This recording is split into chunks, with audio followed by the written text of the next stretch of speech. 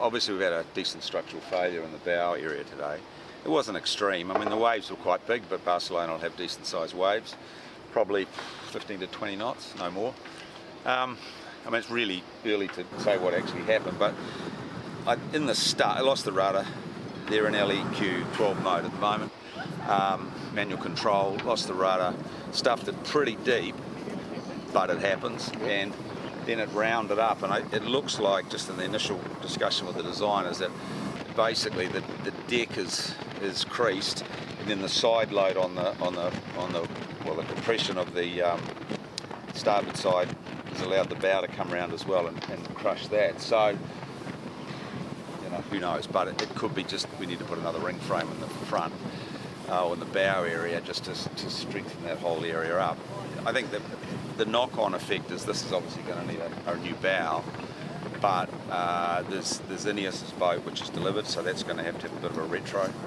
Our boat is the next one, it's due here next week, and Lingy's next off, the taxi off, and that's still in the yard, so we'll be able to just retrofit that then. So it's not ideal, but you know, it happens and we'll deal with it. So it's basically a new boat, we're doing new things with it, and we're finding those limits. Yeah, you're right, but then this isn't a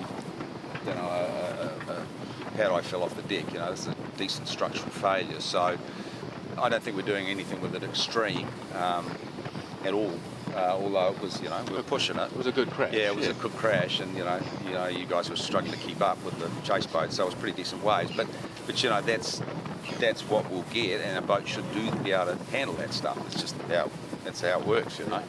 And cancel the regatta at Rhino Beach Boating Club, you know. So as I say, the guys have got to analyse it properly. It's way too speculative, but it's obviously had a compression failure in the deck and a side load, which has turned the bow. It may be as simple as it needs another ring frame. It might need some longitudinals. You know, that until we look at it properly, we can't be sure. Well, when it all happened, we got on site. First thing I was really worried about was if you righted the boat, and then we had rig load on our damaged chain plate in the bow, the rig was going to come down and then the boat was going to sink. I was very impressed with your damage control. Nobody rushed. So took your time and basically checked, are we taking on water? Obviously we had a bit of water in the boat, but not as much as I was expecting to see. Well, there's a bulkhead, a crash bulkhead, and everything was contained in front of that, so there was no water in the boat at all at any stage.